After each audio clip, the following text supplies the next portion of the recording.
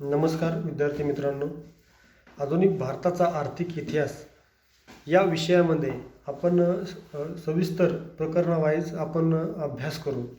त्यातील पहिलं आपलं जे प्रकरण आहे ते प्रकरण आहे युरोपियनांचे भारतातील आर्थिक हितसंबंध आणि वसाहतवादी अर्थव्यवस्था.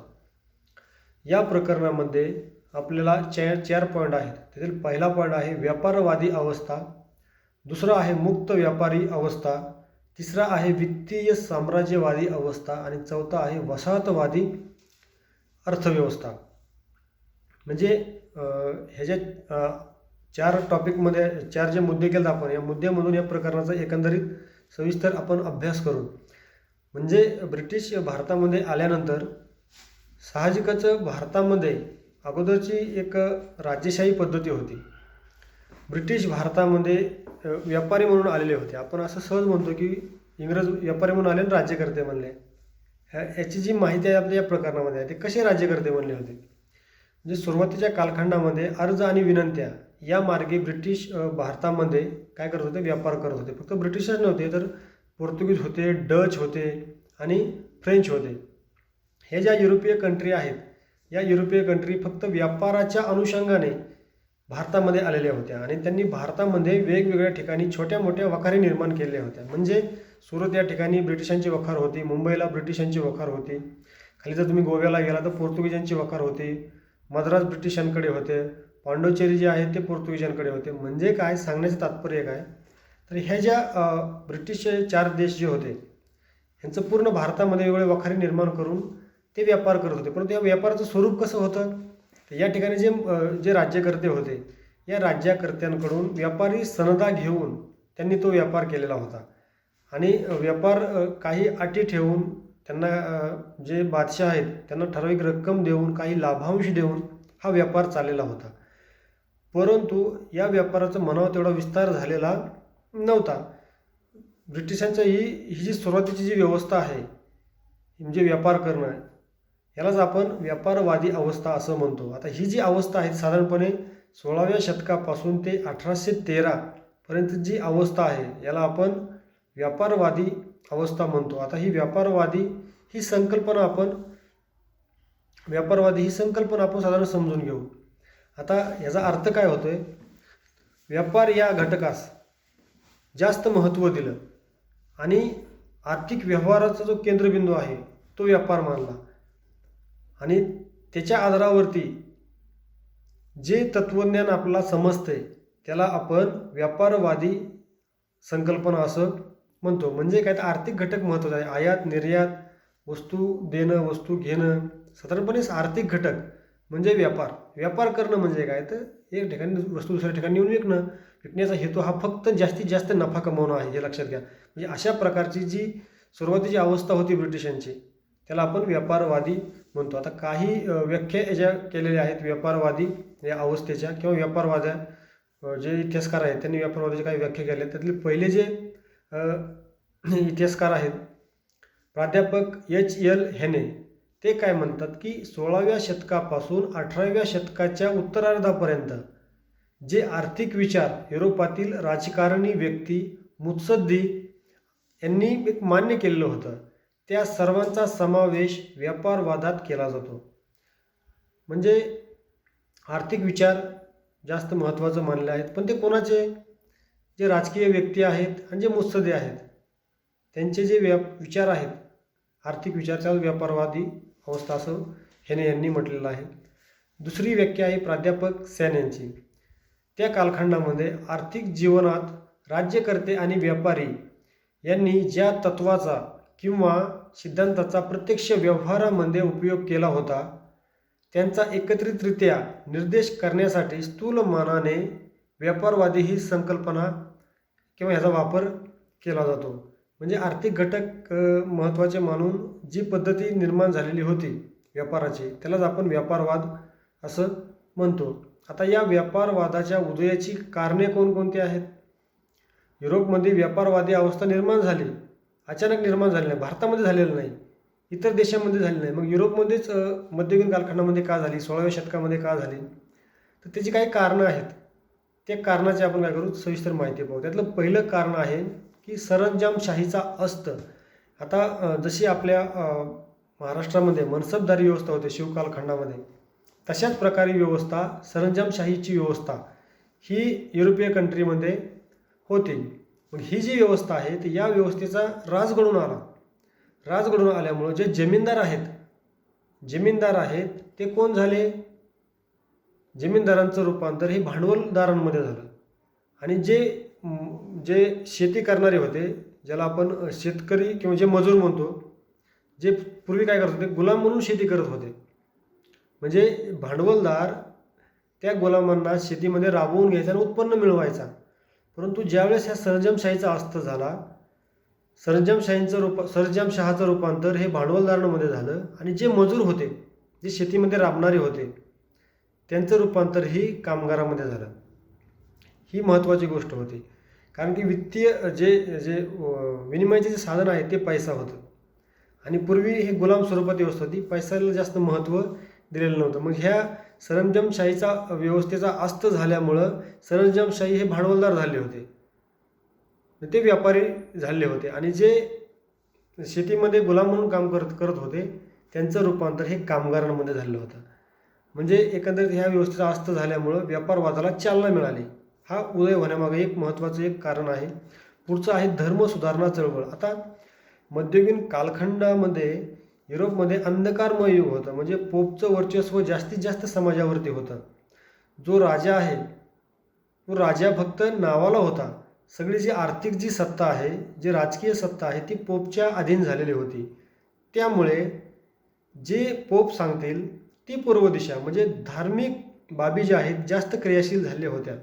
युरोपमध्ये ही जे धार्मिक जो पोपचं वर्चस्व होतं, धार्मिक वर्चस्व होतं, ते अत्यंत पराकोटीचं झालेलं होतं. त्यामुळे पोप सांगेल ती पूर्व दिशा असं एकंदरीत होतं. आता त्या कालखंडामध्ये चुकीचे जरी निर्णय असतील पोपने घेतलेले, तरी ते डोळे झाकून ते स्वीकारले जात होते.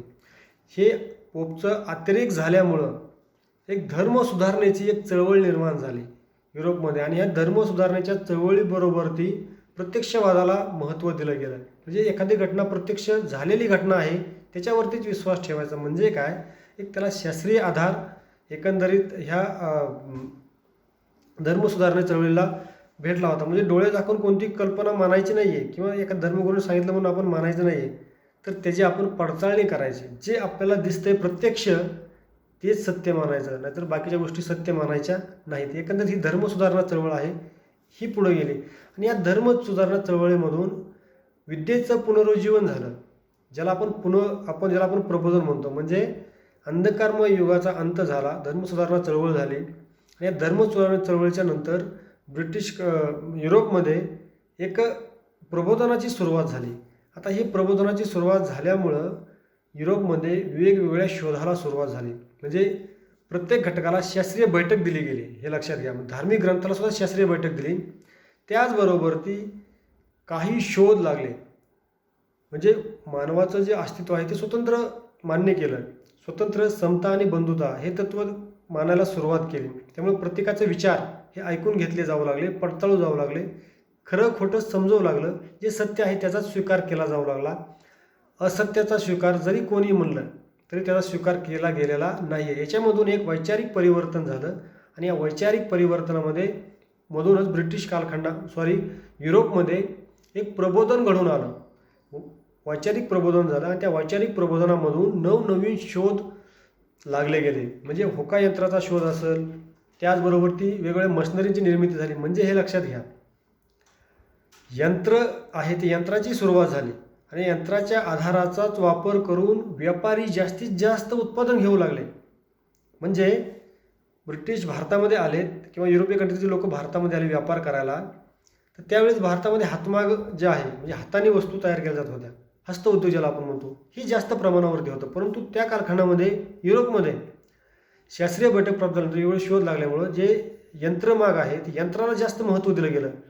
म्हणजे 100 माणूस जेवढं काम करल तेवढं काम एकच यंत्र करू लागलं.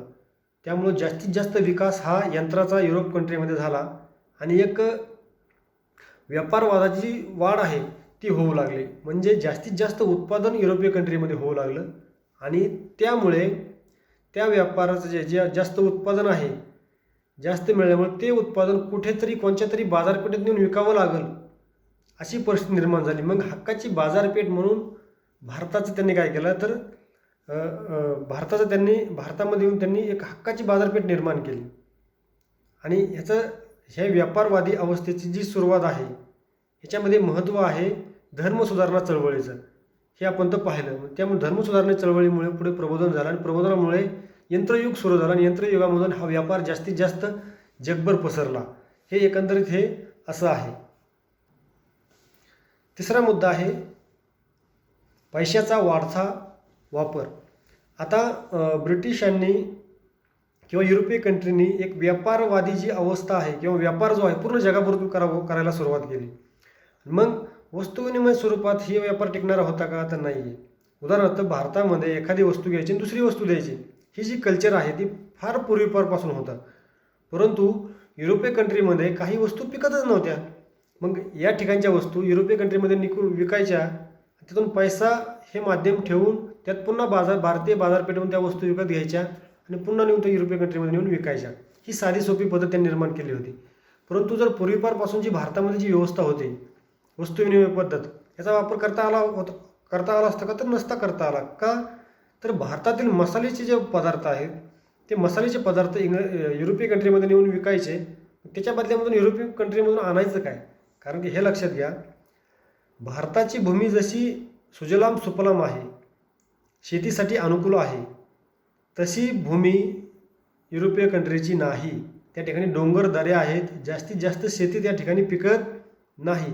मग भारतीय वस्तू त्या ठिकाणी नेऊन विकायच्या किंवा त्या ठिकाणी जर दिल्या नेऊन तर त्यांच्या वस्तू कोणत्या भारतात आणायच्या. कारण की भारतामध्ये वस्तू आणण्याचं प्रमाण अत्यंत नगण्य होतं. भारताला त्यांच्या वस्तूंची आवश्यकता नव्हती. मग हा व्यापार टिकणारा होता का तर नव्हता. मग साहजिकच ह्या व्यापारामधून पूर्वीपारपासून जो व्यापार होता या व्यापारवादाची पद्धत बदलली, वस्तू विनिमय पद्धत बदलली आणि पैशाला महत्त्व प्राप्त झालं आणि या पैशाचा वाढता वापर झाला. तसा तसा व्यापार काय झाला तर वाढत गेला. म्हणजे पैशा स्वरूपात कोणतीही वस्तू घ्यायची आणि जगातल्या कोणत्याही कोपऱ्यामध्ये नेऊन विकायची. हा अत्यंत साधा सोपा आणि सरळ पद्धती होती. त्यामुळं पैशाच्या वाढत्या वापरामुळं व्यापारवादाची अवस्था काय झाली तर सुधारत गेली असं आपण म्हणू शकतो. तिसरं कारण आहे राजकीय परिवर्तन. आता युरोपियन कंट्रीमध्ये राजकीय परिवर्तन म्हणजे भारतामध्ये राजेशाही होती तसेच इंग्लंडमध्ये सुद्धा किंवा युरोपियन कंट्री फ्रेंच त्यासुद्धा काय होते राजेशाही होती. परंतु त्या राजे जे होते त्यांनी व्यापाराला प्रोत्साहन दिलं. त्याचबरोबर ती नवनवीन मार्ग शोधायला प्रोत्साहन दिलं. त्याचबरोबर ती जो आयात आणि निर्यात आहे याला प्रोत्साहन दिलं. म्हणजे आयात कमी केली, निर्यात वाढवली, निर्यात कमी केली, आयात वाढवली. हा जो समतोल व्यापार आहे ह्याच्यावरती नियंत्रण त्या राजाचं असतं. त्यामुळं राज्यसंस्था महत्त्वाची होते आणि युरोपियन कंट्रीमध्ये या राज्य संस्थेने व्यापारवादाला चालना दिली. म्हणजे खलाशी होते, भारताचा शोध लावला. कालिकत बंदरावरती वास्को द गामा आला. तो कशासाठी आलेला होता? तो काय गंमत म्हणून समुद्र सफर केली का तर नाही आहे. तर हा जो मार्ग आहे त्यांना सोपा मार्ग तो समुद्रमार्ग त्यांनी शोधलेला होता. म्हणजे 1453मध्ये कॉन्स्टँटिनोपल नावाचे शहर आहे ते तुर्कांनी ताब्यात घेतलं. आणि तुर्कांनी ताब्यात घेतल्यामुळे जो व्यापार आहे पश्चिमी राष्ट्राचा भारताबरोबर आणि चीनबरोबरचा जो व्यापार होता तो बंद झाला होता 1453मध्ये. आणि इंग्लंडमध्ये फ्रान्समध्ये म्हणजे फ्रेंच किंवा पोर्तुगालमध्ये त्यावेळेस उपासमारीची वेळ आली. कारण की त्यांना व्यापार केल्याशिवाय उपजीविका करणं अशक्य होतं. त्यामुळे त्या ठिकाणच्या राज्यसंस्थेने समुद्रामार्गे भारताचा शोध घ्यायला काय केलं तर प्रोत्साहन दिलं होतं. खलाशांना प्रोत्साहन दिलं होतं, इनाम ठेवले होते, त्यांना काही रक्कम दिली होती, काही आर्थिक मदतसुद्धा केलेली होती. म्हणजे काय तर राज्यसंस्थेने ताकद दिली म्हणून हा व्यापारवाद जो आहे तो व्यापार व्यवस्था आहे पूर्ण जगभर विस्तारली. म्हणजे ही 5 कारणं महत्त्वाची आहेत. पुढचा आपला सेपरेट पॉईंट आहे व्यापारवादाची वैशिष्ट्ये. हा जो व्यापारवाद पाहिला आपण ह्याची काही वैशिष्ट्ये आपल्याला पाहायला मिळतात. त्यातील पहिलं वैशिष्ट्य आहे पैसा हीच संपत्ती. म्हणजे वस्तू विनिमय स्वरूपाला महत्त्व नाही आहे तर पैशाला जास्त महत्त्व आलं हे लक्षात घ्या. सोने आणि चांदी किंवा याच्यामध्ये त्यांनी ती संपत्ती मोजली जाऊ लागत होती पूर्वीपारपासून.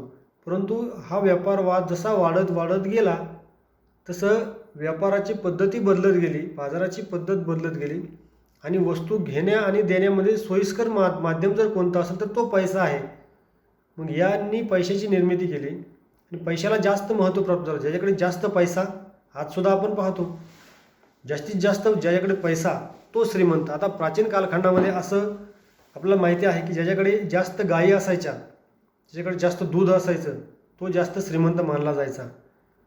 परंतु आज तसं आहे का? तर नाही आहे. आज व्यवसायाचं स्वरूप पूर्णपणे बदलून गेलेलं आहे. एक साचा राहिलेला नाही, हे लक्षात घ्या.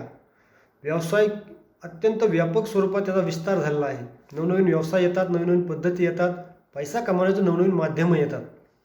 परंतु श्रीमंतीचं माध्यम काय आहे? तर पैसा आहे. याची सुरुवात ही ब्रिटिश कालखंडामध्ये झाली होती आणि ती युरोपियन कंट्रीमध्ये झाली होती. त्यामुळे या व्यवसाय किंवा व्यापारवादी अवस्थेचं महत्त्वाचं वैशिष्ट्य काय आहे? तर पैसा हीच संपत्ती मानलेलं गेलं होतं. विनिमयाची पद्धती पैसा हेच मानलं गेलं. पुढचं आहे परराष्ट्र व्यापार. आता या सर्व युरोपीय कंट्रीने परराष्ट्रीय व्यापारावरती जास्त फोकस केलेला होता. म्हणजे वस्तू आणायच्या विकायच्या ही जी पद्धती आहे किंवा व्यापार करायचा ही जी पद्धती आहे हे जास्तीत जास्त जगामधून वस्तू आणायच्या युरोपमध्ये विकायच्या ही अशी व्यवस्था होती. उदाहरणार्थ मसाल्याचे पदार्थ भारतामध्ये पिकतात हे आपल्याला माहिती होतं. मग हे जे युरोपीय कंट्रीतील जे व्यापारी आहेत ते मसाल्याचे पदार्थ भारतामधून घेऊन जायचे आणि युरोपीय कंट्रीमध्ये विकायचे. का विकायचे? हे एक महत्त्वाचं कारण आहे. मसाले हे तिखट असतात आणि युरोपीय कंट्रीमध्ये त्यांचा जो एकंदरीत भौगोलिक परिस्थिती आहे ती थंड आहे आणि हे मसाले जास्त खाल्यामुळं त्या ठिकाणी शरीरामध्ये उष्णता निर्माण होते. म्हणजे थोडक्यात टेम्परेचर शरीराचं वाढलं जातं. त्यामुळे मसाल्याला जास्त महत्त्व युरोपीय कंट्रीमध्ये आलं होतं आणि हे मसाले भारतामध्ये पिकत होते, हे लक्षात घ्या. मग हा जो परकीय व्यापार आहे याच्यावरती जास्तीत जास्त फोकस व्यापाऱ्यांनी केलेला होता. तिसरा मुद्दा आहे अनियंत्रित राज्यसत्ता. हे एक वैशिष्ट्य तिसरं आहे व्यापारवादी अवस्थेचं. अनियंत्रित राज्यसत्ता म्हणजे जी राज्यसंस्था आहे म्हणजे राजा आहे, या राजाने जास्तीत जास्त व्यापारामधून नफा आपल्याला कसा मिळेल हे पाहिलेलं होतं आणि हे त्याचं एक महत्त्वाचं वैशिष्ट्य आहे. पुढचं आहे आर्थिक राष्ट्रवाद व राष्ट्रीय एकता. आता आर्थिक राष्ट्रवाद म्हणजे काय? तर माझ्या देशाला म्या व्यापार केलेला आहे, त्या व्यापारामधून देशाला जास्तीत जास्त कसा फायदा होईल हे त्यांनी पाहिलेलं होतं. म्हणजे सुरुवातीला ब्रिटिशांनी भारतामध्ये व्यापार करायला सुरुवात केलेली होती आणि त्या व्यापाराचं स्वरूप कसं होतं की भारतातील वस्तू विकत घ्यायच्या आणि युरोपमध्ये नेऊन विकायच्या. त्यातून जो नफा मिळेल त्या नफा जो आहे तो स्वतःजवळ ठेवायचा. त्याचबरोबर ती पुन्हा भारतातील वस्तू विकत घ्यायच्या आणि युरोपमध्ये नेऊन विकायच्या. हा वन वे व्यापार होता, हे लक्षात घ्या. युरोपची कोणतीच वस्तू भारतामध्ये येत नव्हती. फक्त भारतातील वस्तू कुठं जायच्या? युरोपमध्ये जात होत्या. आणि वस्तू विकत घेण्याचं माध्यम तर त्यांनी पैसा केलं तर चांदीचे रुपये. मग युरोपीय कंट्रीची जी जास्तीत जास्त चांदी आहे ती भारतामध्ये येऊ लागली. अप्रत्यक्ष झालं काय? वस्तू भारताच्या नैसर्गिक मसाले जे आहेत ते नैसर्गिक पिकत होते, त्यामुळे भारताला त्याचा काही परिणाम झालेला नाही. परंतु जी चांदी आहे, जी संपत्ती आहे, इंग्लंडची संपत्ती, युरोपीय कंट्रीची संपत्ती ती भारतामध्ये येऊ लागली. झालं उलटं. जास्तीत जास्त श्रीमंत हा भारत होऊ लागला. जास्त चांदी आणि सोने भारतामध्ये येऊ लागलं. त्यामुळे तिकडचे देश दिवाळखोरीमध्ये निघण्याच्या मार्गावरती होते. म्हणून त्यांनी आर्थिक राष्ट्रवादाला महत्त्व केंद्रित केलं आणि आपल्या देशाला एखाद्या व्यापारामधून जास्तीत जास्त जो नफा मिळेल तोच व्यापार करायचा. मग त्यांनी एक व्यापाराची पद्धती बदलली.